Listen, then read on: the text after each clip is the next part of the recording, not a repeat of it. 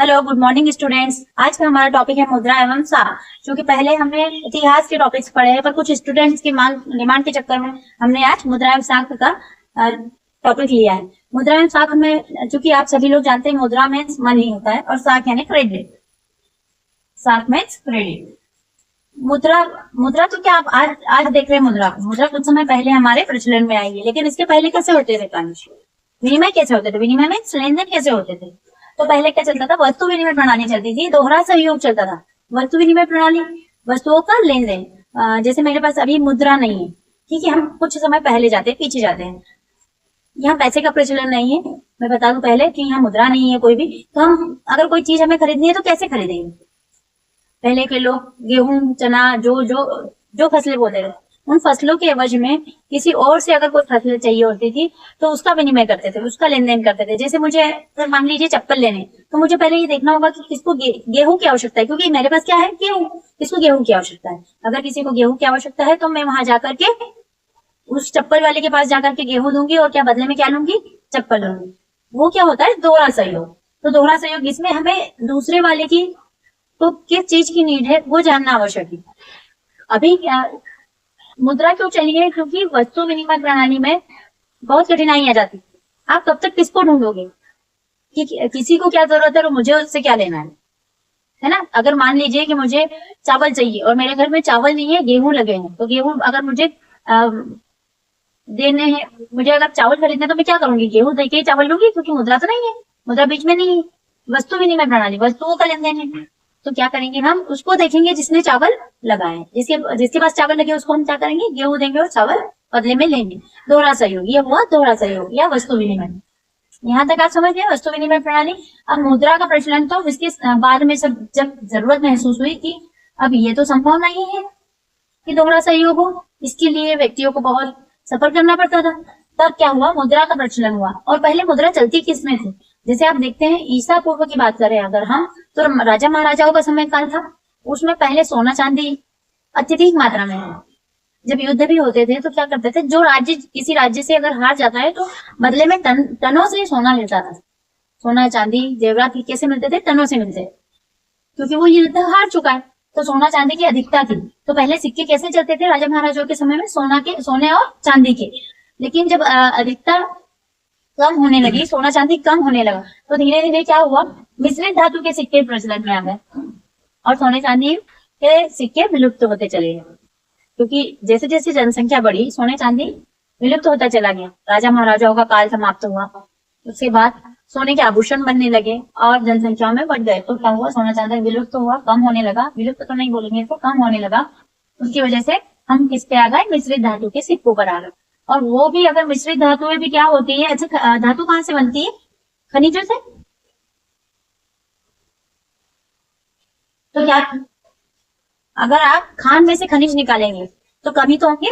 खनिज कम होते चले गए, धातुएं कम होती चली गई, लोह अयस्क कम होता चला गया, तो फिर मिश्रित धातु के सिक्के भी परिवर्तित होकर के किसका रूप लेने लग गए?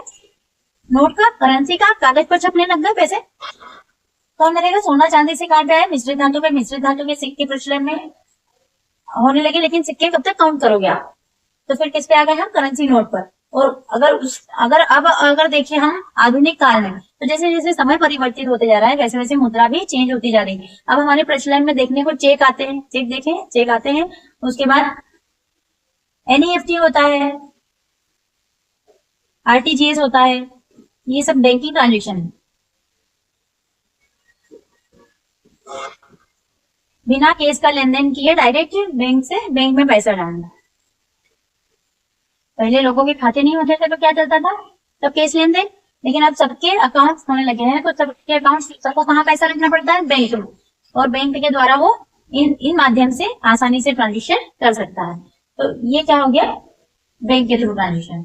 अब ये बैंक के थ्रू ट्रांजेक्शन, बैंक में अकाउंट रहता है तो उसको मैनेज कौन करता है? आरबीआई करती है। और चूंकि अगर माने कि विदेशों में कैसे हम लेन देन करें, तो जो हमारी मुद्रा है, विदेश में कुछ अन्य मुद्रा चलती है, तो उसको लेन देन करने के लिए हम कहा जाते हैं? Central exchange board of India. इसके पास जाएंगे, सेबी के पास जाएंगे। ये क्या करेगी? हमारे पैसे को चेंज करेगी और जिस भी देश में हमें जाना है उस देश का पैसा हमें देगी। फिर उसका मूल्य कितना भी हो, जैसे डॉलर का मूल्य रुपए से ज्यादा है, तो क्या हुआ, रुपए लेगी और डॉलर दे देगी, क्योंकि हमें विदेश जाना है।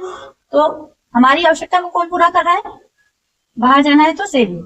और बैंकिंग ट्रांजेक्शन का देख रेख कौन कर रहा है, आरबीआई। अभी हमने क्या पढ़ा, मुद्रा।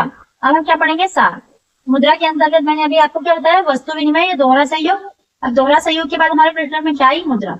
और मुद्रा में भी हमने देखा पहले सोना चांदी मिश्रित धातु की सिक्के, करेंसी नोट। उसके बाद हम अभी सीधे काय पे आ गए हैं, आधुनिक काल में direct bank to bank transaction. Phone पे भी चलने लगे हैं, डीजी पे चलने लगा है सब कुछ है। अब देखेंगे साख। साख क्या है, तो साख एक क्रेडिट है।